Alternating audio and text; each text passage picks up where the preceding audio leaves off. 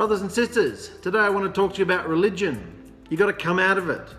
Oh yeah, you think you've come out of it, but have you really come out of it? All of it. Even in your mind, have you come out of it?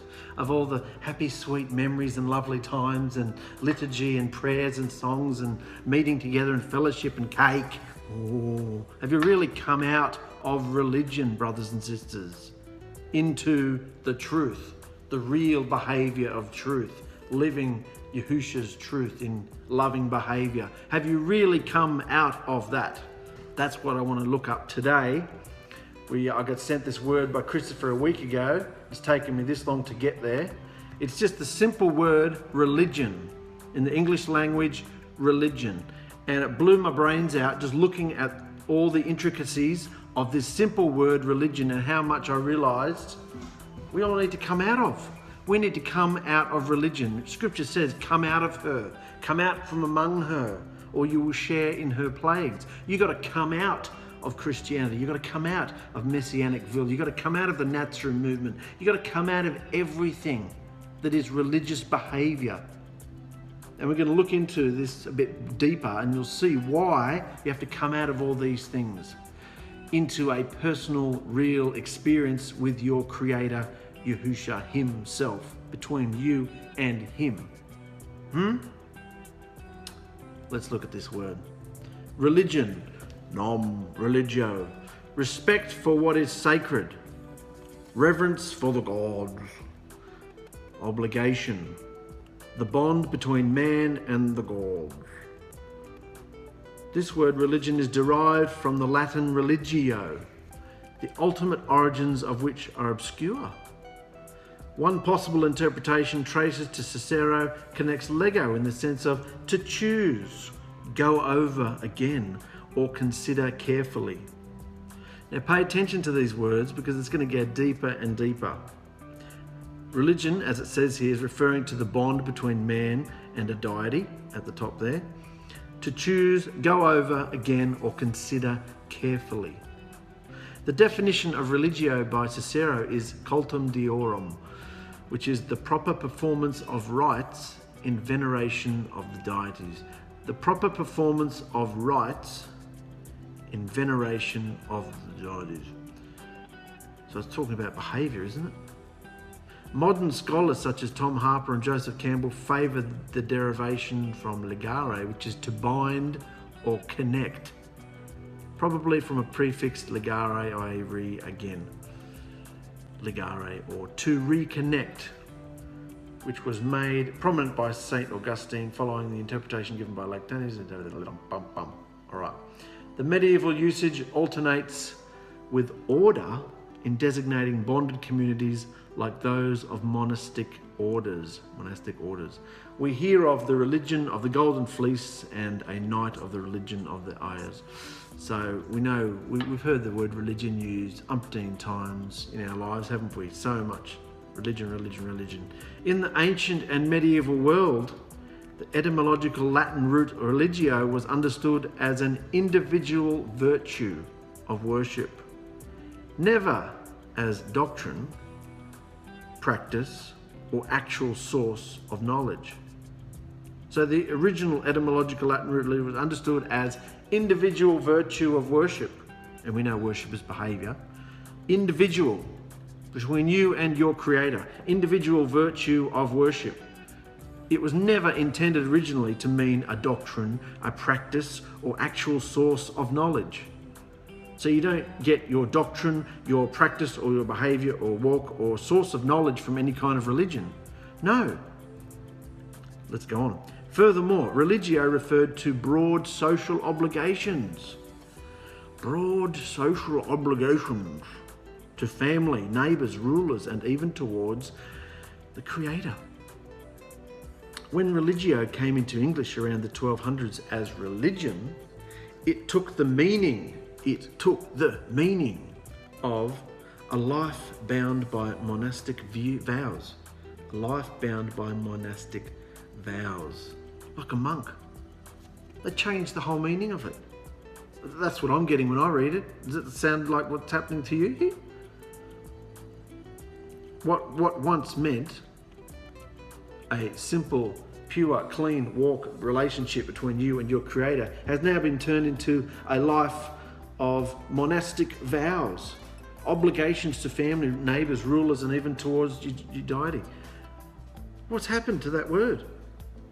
Let's go on. The compartmentalized concept of religion. What does compartmentalized mean? When you put everything into boxes, you've got your home life, your church life, your work life, everything's in boxes, compartmentalized.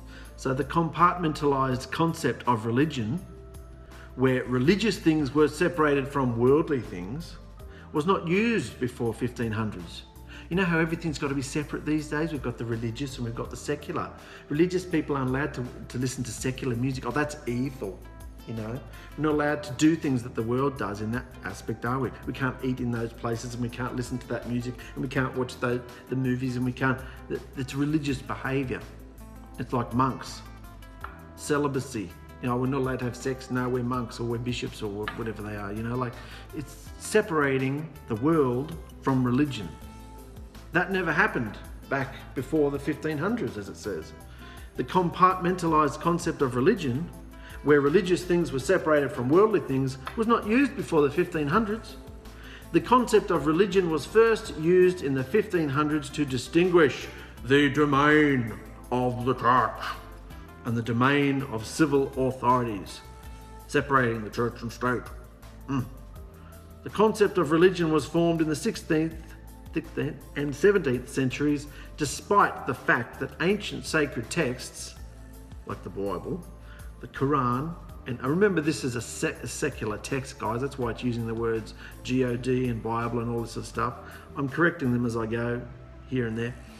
So the concept of religion was formed in the 16th and 17th centuries, despite the fact that ancient sacred texts like the Scripture, the Quran, and others did not have a word or even a concept of religion in the original languages, and neither did the people or the cultures in which these sacred texts were written.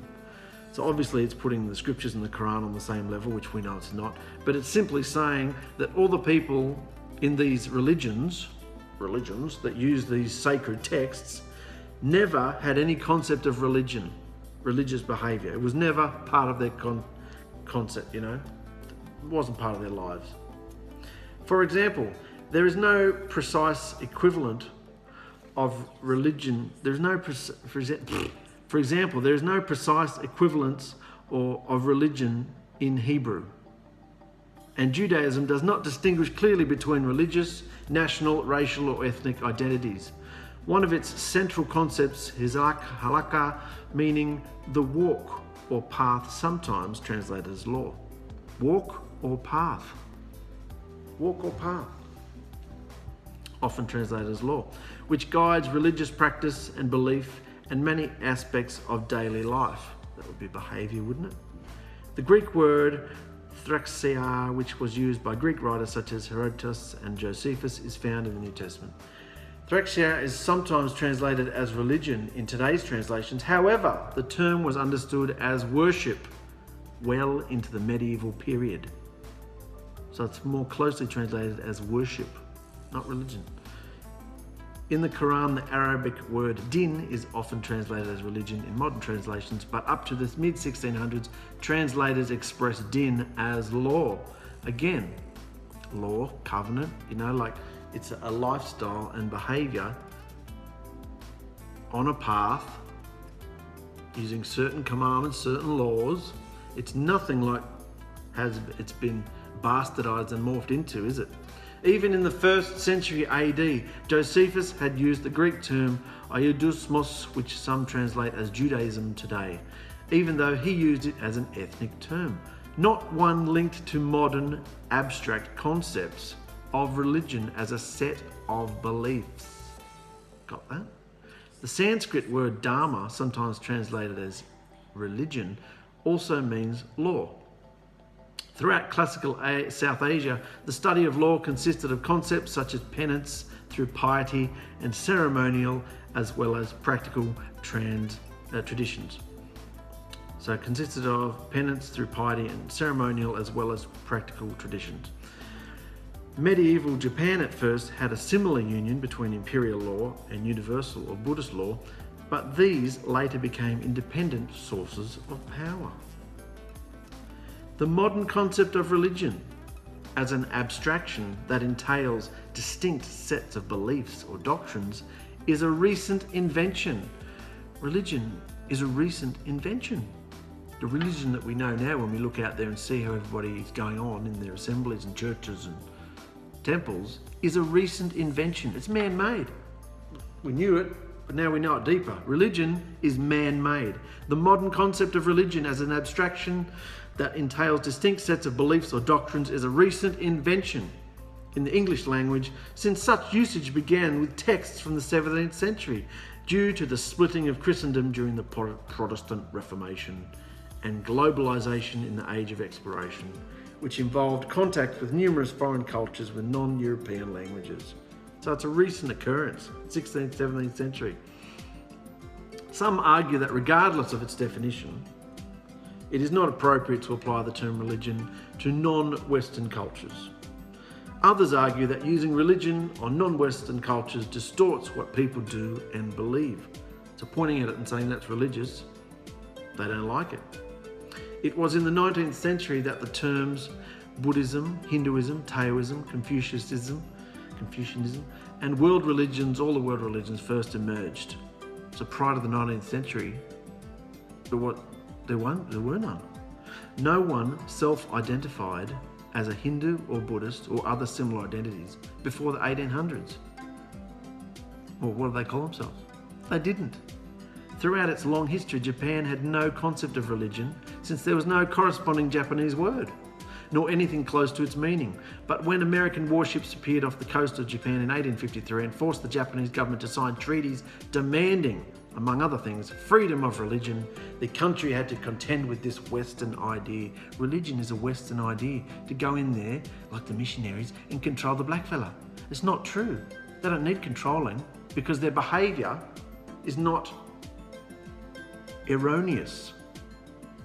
The world is in a state, and the white man has come in to try and control, with its, more often than not, Roman Catholicism, to indoctrinate everybody and bring them into power and authority under their leadership.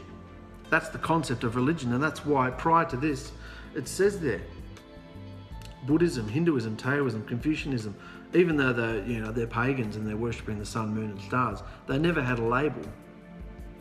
They were just worshipping their madness that they were doing. They didn't have labels. There was no religion in any of the nations until, of course, American warships appeared with their religious, westernized religions. According to the philosophist Max Muller in the 19th century, the root of the English word religion, the Latin religio, was originally used to mean only reverence to the Creator, careful pondering of divine things, piety, which further derived to mean diligence. That's all it meant.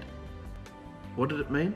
Reverence for your Creator, careful pondering of divine things, awareness of some greater force or greater person, deity, being, and piety, which further meant diligence. Max Muller characterized many other cultures around the world, including Egypt, Persia, and India, as having a similar power structure at this point in history. What is called ancient religion today, they would have only called law. And we know that another concept or meaning, the true meaning of law, is instructions, commandments, the marriage covenant. So what do you think about what's happened to this word, religion, and what has been done in the last couple of centuries in the world because of it? That seed of behaviour which started in Roman Catholicism, because we know that that's the beast, that's the whore, that started in the Reformation. It split and it spread into Protestantism. into the Anglicans, Baptists, Methodists, and then it went into the Charismatics and the Pentecostals. It's spread, and it's also in the Jewish movement, in the Orthodox movement, and it's been spreading like leaven, like yeast, like poison through every movement. It's spread into the Messianic movement, and now it's spread into the Nazarene movement as well. And that's why we need to come out of it, come out of the religious behaviour. You might be sitting at home by yourself thinking, I don't go to church, I don't go to an assembly. How can I be religious? Because it's a behaviour, it's a mindset. A mindset which tells you that you need to listen to certain music, and you need to watch certain shows, and you need to dwell with certain people and think certain thoughts. And oh yes, I'll pray for you. Yes, I'll write it down, my prayer points. I'll pray for you. No, you don't. You're not praying. You don't anyway. You know, it's all BS. It's all religious, pious behaviour. It's all rubbish.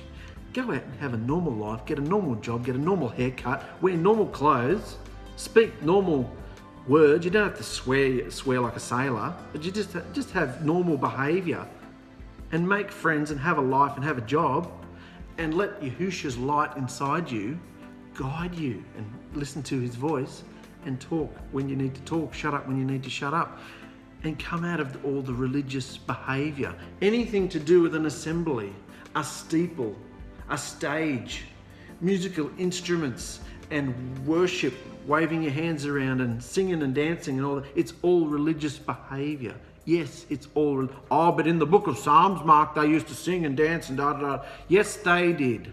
In the temple of Solomon, in the tabernacle of Dawood, yes, they had lots of music and dancing. And guess what? They also had the sacrificing of bulls as well. They also had shedding of blood.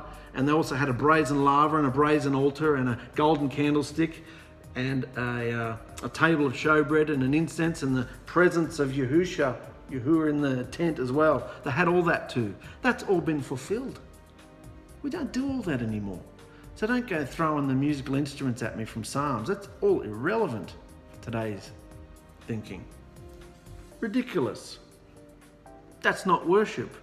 Worship is 24/7, 365 in your behaviour, your obedient behaviour. To the marriage vows. What are the marriage vows? The 10 Commandments. The 10 Commandments are our marriage vows. And they're not hard.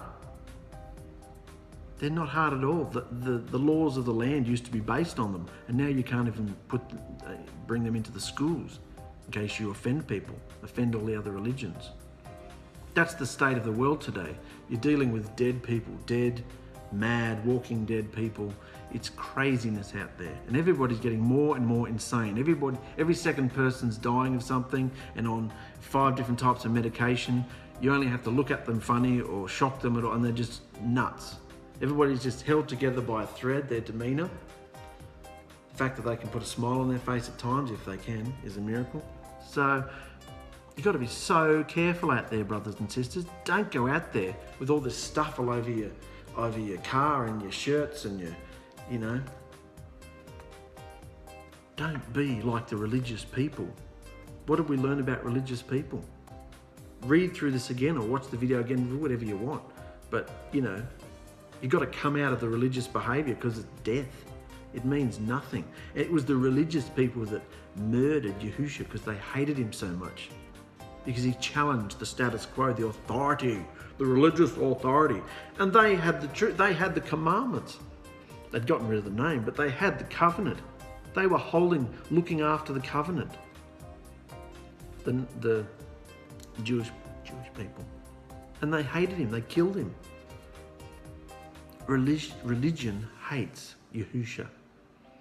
So if there are people out there running you down, cursing your name, hating on you, just remember they hated Yahusha, and it's Yahusha in you that the spirit in them hates and is scared to death of, and they're reacting around it. And that's why you're having all the drama, the persecution, the testing that you're having, because our behaviour must become like fine gold. It must be refined, turned up and heated up and all the crap gets scraped off the top, and all that has to happen in our behaviour. We're being tested, brothers and sisters, because he wants a perfect bride.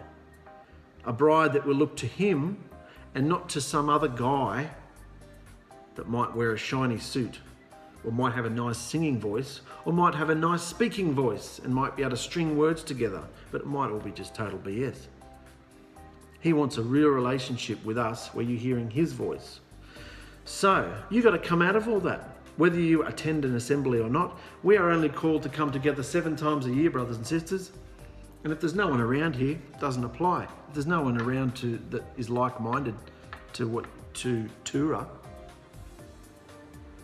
to Yahusha.